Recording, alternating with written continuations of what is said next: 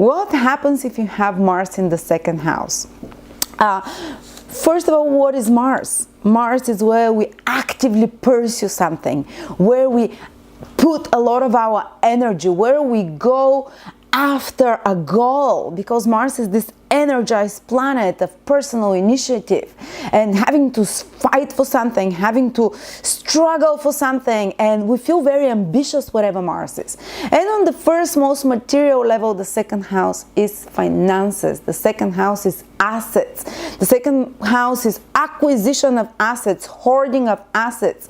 And these might be material assets. Usually on the most base level it's material assets. On the other levels it's any kind of hoard of collections. It might be possessions and material, but it might be hoards of knowledge, archives of knowledge, records of information as well. It's surprising, many Western astrologers will say, how is that information? But this is like the history, the historical knowledge that we've gathered, something that we gather. And when Mars is in the second house, this would make, say, a person who actively pursues finances, who actively pursues acquisitions, who might be extremely competitive when it comes to acquiring financial assets, in acquiring material assets of any sense, in pursuing, for example, collections, actively pursuing collections. If you want someone to source out materials for you, for example, find someone with Mars in the second house, because the person is ambitious, is driven in that area to source out, to find resources of any sort.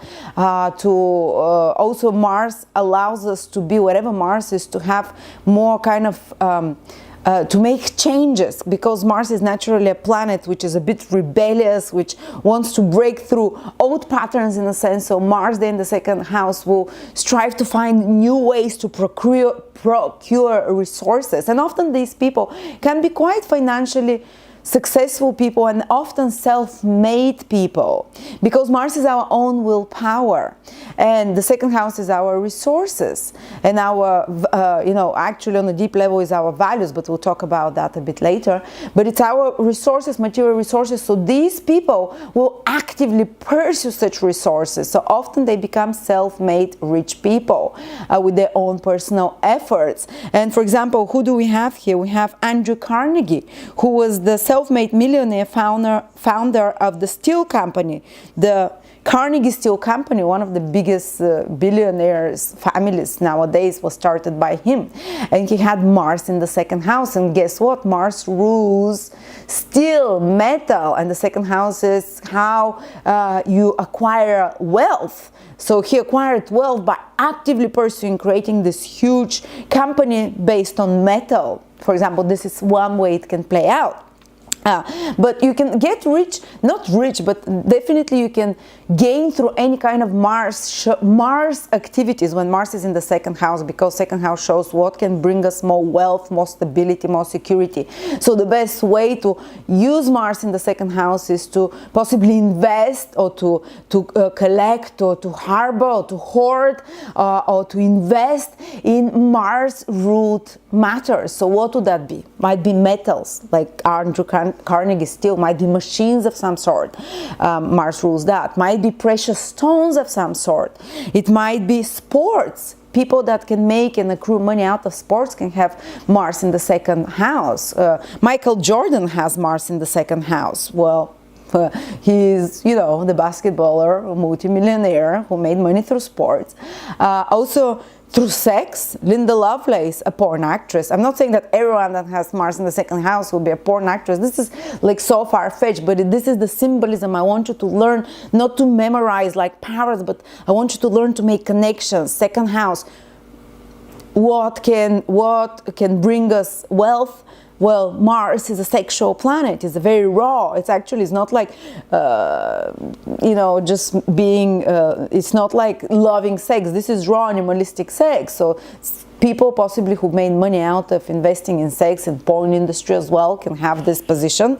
But as you see, someone who invests in precious stones, someone who invests in property as well, because in ancient astrology, Mars rules property. Interesting enough, I'm giving you the Vedic perspective and the ancient astrology perspective. perspective, even if you're Western astrologers, you might think I've never heard that, but Mars is the natural, just like in Western astrology, the moon rules property and Saturn possibly like construction, but Mars is the other planet that is connected to property. When it's there in the second house, possibly investing in property can be a good thing for you to do. What else does Mars rules? Like sports, machines, guns. People that can make money out of guns, for example, or for any kind of, from war. People that can make money out from war as well can benefit, can have Mars in the second house. George Bush has Mars in the second house. I wonder what kind of invested resources he had in regards to wars, and that could have increased his own wealth, for example. But you know, it's not necessarily so kind of intense always. And Mars is also a malefic, and in the second house, especially during difficult transits to your Mars in your second house, say you have a square from Saturn in a transit, opposition from Uranus, or something that destabilizes.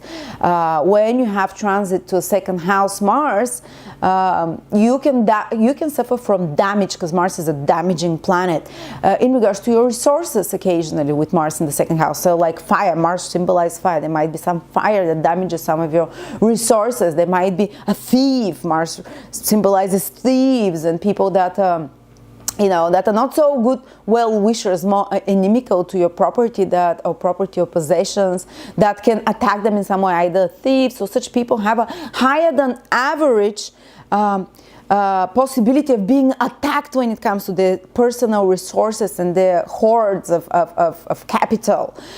So they have to be more careful. They can lose something, break something of value, of possession when Mars is in the second house, or be stolen or damaged by fire in some way. So they have to be more cautious, especially when they're difficult transit. So if by birth their Mars has difficult aspects or is in a difficult sign where it's not very strong, so more malefic influences can affect their resources. But those people, despite of that, they quickly pick themselves up and they quickly can go and pursue new resources again, can quickly go and rebuild and build up again their hoards, because this is where the drive is, this is where the ambition is, where Mars is very ambitious financially, you know. And as I say, it's rare, they can spend lots of money, because Mars is this reckless planet that goes and spends money. So like easy, not easy, but what is the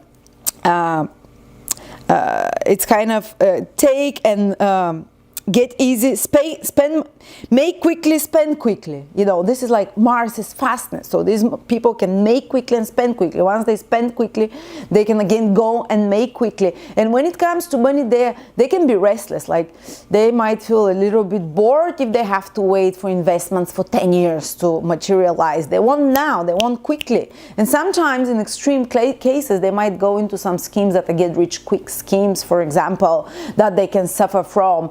But if Mars has good aspects, is in good dignity, say a Mars in Capricorn is much more mature Mars, where it's exalted, rather than a Mars in Gemini, you know. But such people, you know, they have to be cautious, because they can be reckless with resources and finances, and they have to be careful not to get involved themselves, because there might be a proclivity in get rich quick, kind of scams financially very quickly. But on the whole, a person can work through that, and they can become someone who works very, you know, actively to gain resources, to make money, who constantly thinks of new things, breakthroughs, because Mars is like a pioneer, breakthrough, something new. In regards to social security, in regard to to material resources of any sort. And also ownership, which is the second house, is the house of me. The house of mine, my family, my property, my people, you know. So they might be very protective over anything they possess. And very kind of, because Mars is defensive. And I told you that usually people with Mars in the second house tend to be more attacked by outer circumstances or agents when it comes to their security and finances. So those people learn from early on age to defend when it comes to this is my family, this is my property, I'm gonna fight for it. Come here, come and take what is mine, I'll show you, you know. They can be defensiveness there a lot. And usually the second house, according to Asian astrology, shows the early values from our family and the environment, the emotional environment in our family. Interesting. Have you heard that in Western astrology? No, but it's absolutely true. Working with second house, I've seen it.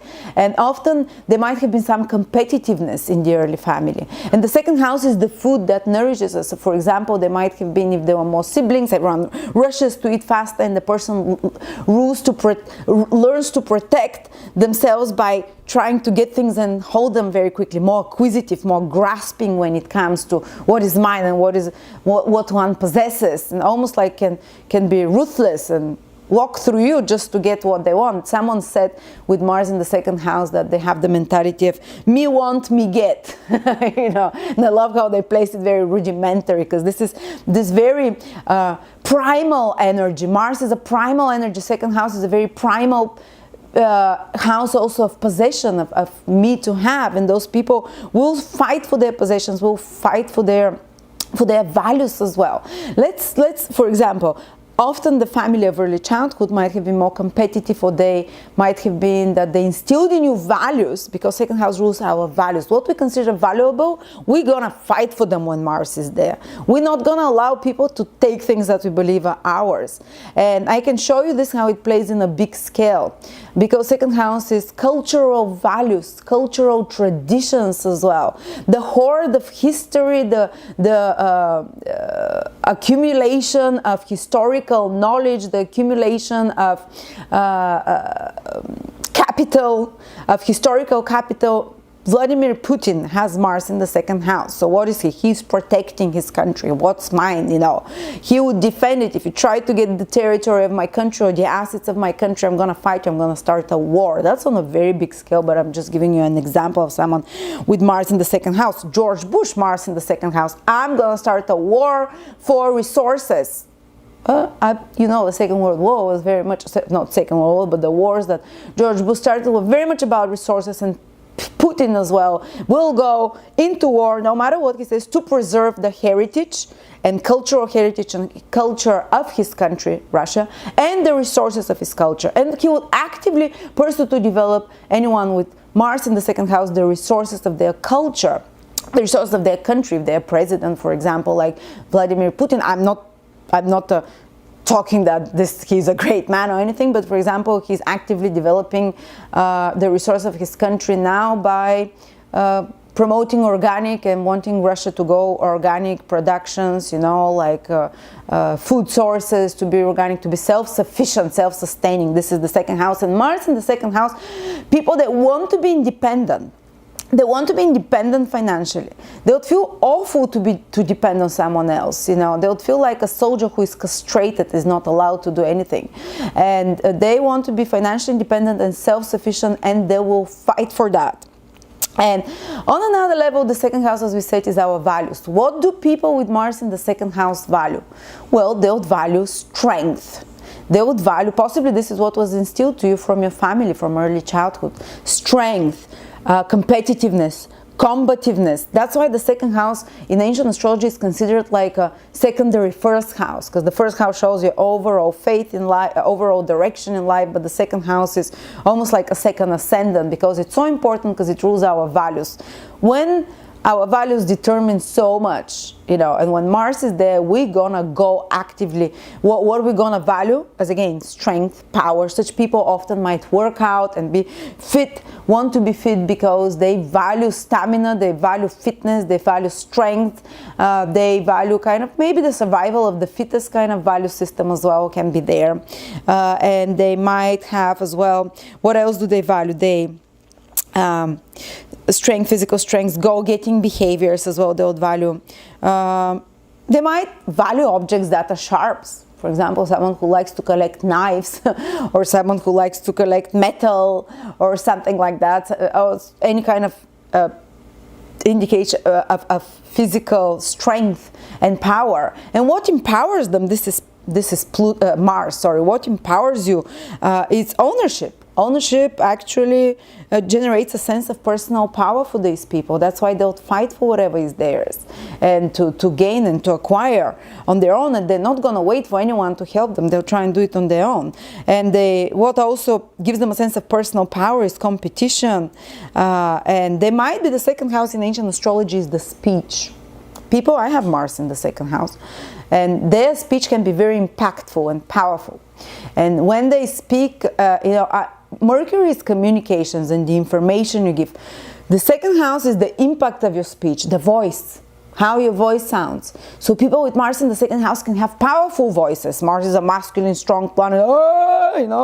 I don't sing well. I sing like a cat who is being, skinned alive, but that's kind of very martial. But people with good Mars, they in the second house can have powerful voices. Billie Holiday, Cher, when Cher sings this powerful voice.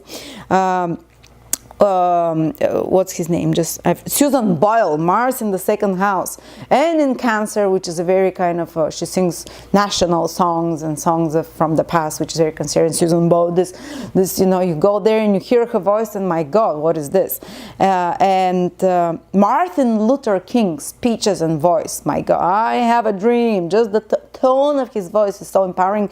Downright, it can be energizing, the voice and the speech, and a kind of excitable and inspirational. People with a good Mars in the second house can have inspirational voices, and make inspirational speeches. Martin Luther King, Winston Churchill, both. It wasn't just what they said, it was the way they said it, the intonation, the voice. This is the second house. With Mars in the second house, you have this passion, this excitability, the intonations, and the energizing speech that can make people, energize them as well. Let's see who else.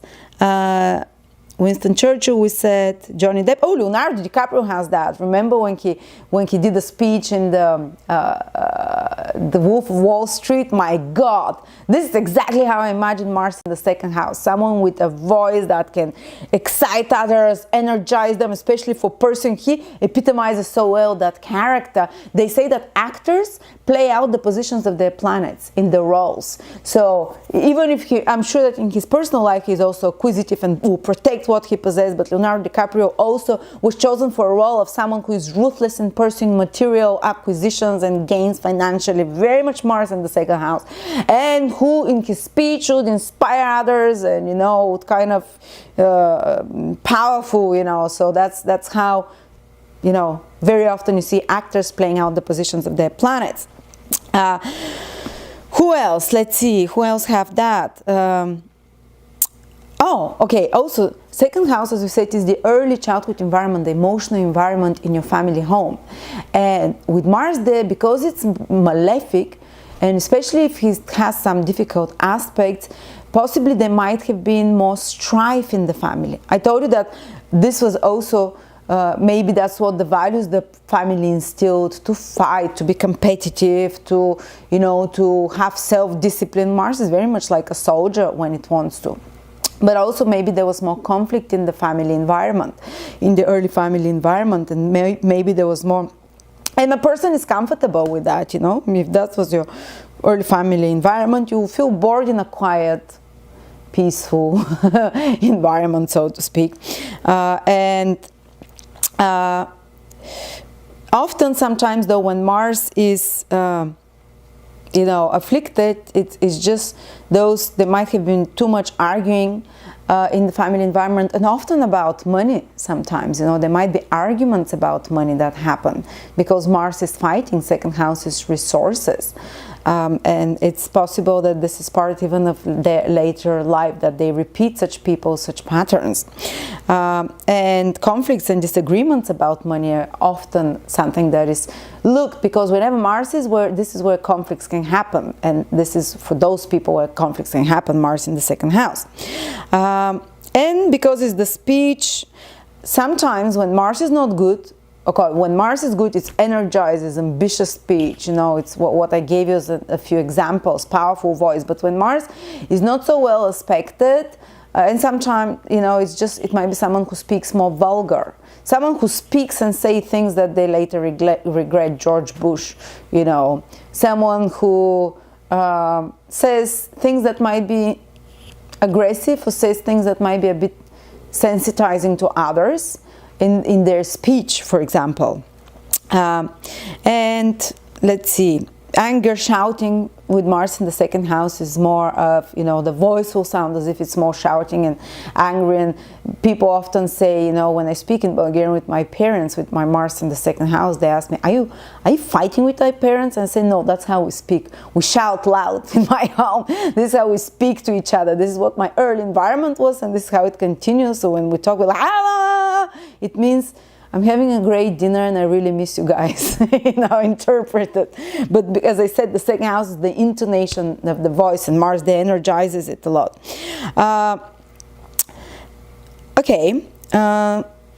Spend money quickly, make money quickly, exerting energies and initiatives into business, financial dealings, active search of personal wealth, and ability to procure resources. This is where these people exert a lot of energy. And I'm constantly thinking of new ideas, how to, you know, and I used to spend my money so much, and now the older I get, I'm like, now I need to save. And still when I make them, I spend them very quickly, but I actively pursue to make more as well. How do these people get self-worth? I told you, through stamina or through overcoming some crisis, because Mars is where their crisis, and we go and fix those problems. So when those people, for example, some people, if you have Venus in the second house, you'll get self-worth when you make up, you feel more self-worthy when you put yourself nice makeup. If people say you're beautiful or whatever, with Mars there, you get more self-worth when you personally achieve wealth, for example, with your own personal efforts or finances, so make some money, or when you overcome some crisis, for example, you start feeling more worthy, or after cultivating willpower or personal physical willpower, people with Mars in the second house will feel very self-worthy if they build up their muscles and they look and they're saying, I feel like a worthy person now. I feel like I can love myself. And what energizes those people? Mars is whatever Mars is what energizes us. These people will be energized by luxury, by possessions, by acquisitions, by tangible assets, or energized by fighting for any kind of, these can be good bankers, going and fighting for resources of some sort, or dealing aggressively, maybe trade bankers or something, dealing aggressively with other people's, you know, investments and hoards and collections of money of any sorts, taking them and doing something with them, you know. But also, as I said, this is someone who might be actively pursuing to defense or to procure historical information, or might be historical knowledge of war, because second house rules historical knowledge, something that is accumulated over time in a storehouse, in archive of some sort. Those people might be strongly interested either in such kind of store houses or store archives of war, or such, or they might be actively pursuing to procure such, to collect such. I remember I was looking at the horoscope of, there was some documentary about Hitler, his henchmen that were procuring art, and this was this amazing art dealer who went to find the best arts for Hitler and procure them back. And he had Mars in the second house. I went to check his horoscope. There's huge data of information on the internet. And it turned out he has Mars in the second house, actively pursuing, even with force, anything of value, it might be historical knowledge, it might be tangible assets, it might be valuables of any sorts, you know. And second house is our sensual appetites, because it is connected with food, it is connected with being satiated. And people there, for example, might eat very fast, because Mars is the fast planet. Mars in the second house, they have to learn to slow down for a little bit, because Mars in the second house can give inflammatory situations to the digestive system in some way with this fast eating. And they also can kind of Mars will give power to those sensual appetites. It kind of can make someone, Mars is a very thirsty and hungry person, can make someone very thirsty and hungry to follow and to experience those sensual appetites at any cost, you know, to compete to have them. And one pursues once with vigor, pursues those sensual experiences with vigor. This is Mars, you know, so they're not just like money makers. They would want any kind of sensual experience. Again, the Leonardo DiCaprio playing the Wolf of Wall Street, my God, that was extravaganza of sensual pursuits. And kind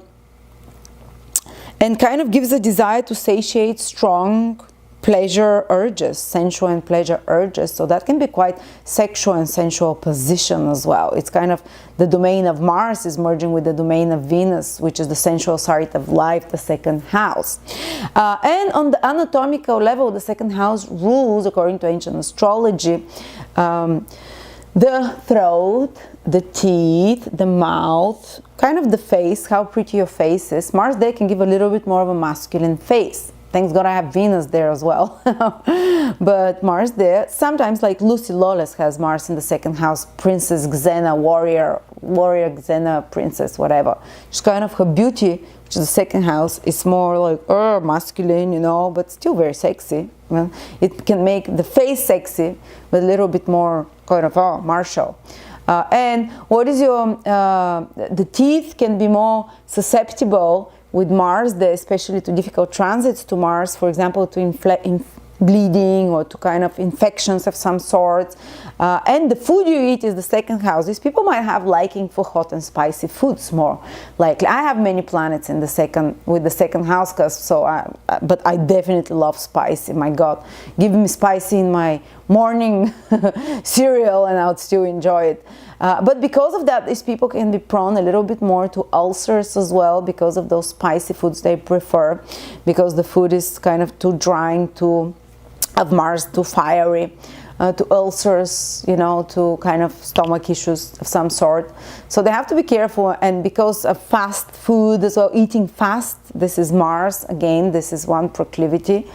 But also they can be very extreme, because Mars is either goes actively pursuing sensual pleasures, then food, and like acquisites and takes, but then Mars can act as a very disciplined soldier when you use your willpower for positive rather than allow the instinctual nature to rush you, the animalistic nature, which is the lower manifestation of Mars, which would be like, get, hoard, this is mine, store away, bam, you know, move away from my things.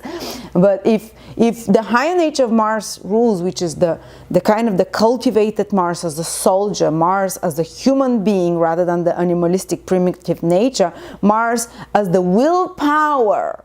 So if we can put a lot of willpower in the house where Mars is, initially, if we don't, our primal instincts run us in that second house. That's why it can create wars for money or fighting for money and these primitive urges and overeating, eating fast, whatever. But with Mars in its higher octave, as Mars of willpower trained of the person, this person can really make themselves quite in control, like a soldier, like disciplined like a soldier when it comes to food. So often they'll be like overeating or stopping themselves and going on a fast. People with Mars in the second house can go on a fast because of the strength and willpower that Mars has there. And yeah, so they can, you know. Also, Mars in the second house, as I said, you have to just be more, there might be some damage that happens to your teeth, for example, especially inflammatory situations, because this is Mars. And the area that the second house rules is the teeth, sometimes the lips and the face. And there might be some people, for example, might have operation, because Mars rules operations in that area of the throat, or they might have more inflammatory situations with the throat conditions, kind of, you know, or some wound or hurting there, or of the lips, for example, Mars, second house rules face according to ancient astrology, while the first house rules the overall body, and the second house will rule the face. And I believe that, because face is beautiful. Face is supposed to be how we attract people, you know, with our facial expressions, with the smile. This is all second house. But with Mars there, you know, often we can have either those facial expressions that are a bit more masculine or strong, or we can have some damage that happens to that area of the face, so some operation, like Cher had lots of facial operation, for example, but that's not a must, that's just something, you know. And okay, let's see what else. Mars is inflammation of the throat is more likely, powerful voice, as we said, but also there can be damage to the voice cords, because when, you know, Mars is okay, empowering planet, but it can also damage it, because too much power, what happens? A rupture can happen, for example. So damage of the vocal cords in some sort. And what else? Mars in the second house is, as I said, speech can be a bit more angry sometimes, but also empowering at other times and inspirational.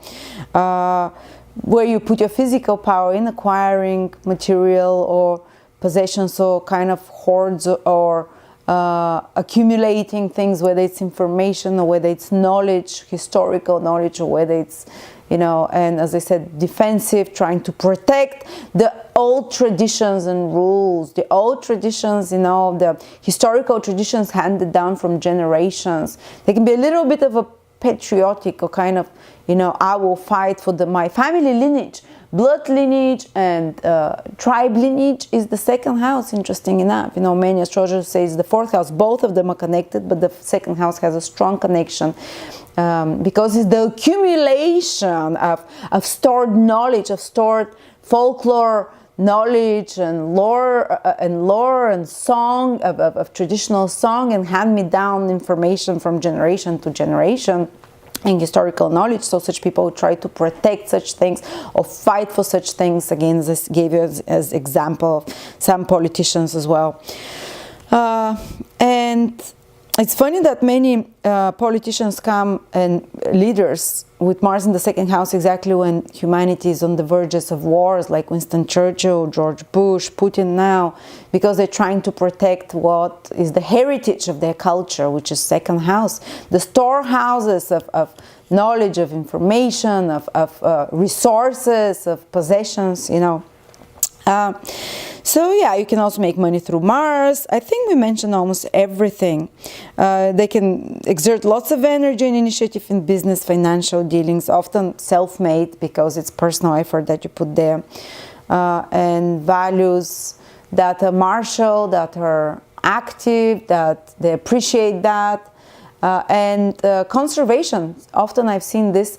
Second house about conserving, maintaining, preserving, and Mars can make someone who fights for example, ecological conservation, historical conservation of any sort, that they fight for that.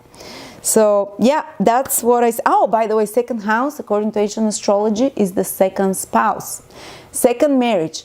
So, it doesn't have to be necessarily a marriage, but someone you have a child with, or someone you sign a contract with and you live like a husband-wife. So second marriage, or second person, or if you have a child with that person, say you might have married the first time and the second time, but not have children. The second time you just, without getting married, you have a child with someone. This again will be second marriage.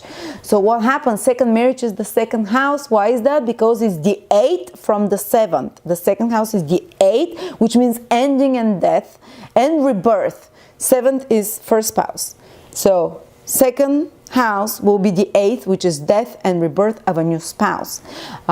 So it's second marriage is indicated there with Mars there. The second marriage might be more, the second spouse, it will describe the character of the second spouse and the public image of the second marriage. So the spouse will be more competitive, more dynamic, more independent. If Mars is afflicted, there will be more arguments and there might be more, you know, power struggles there that happen, but usually if it's not, it will be someone stronger, someone more driven, more masculine, whether a man or a woman, more initiative of a sort.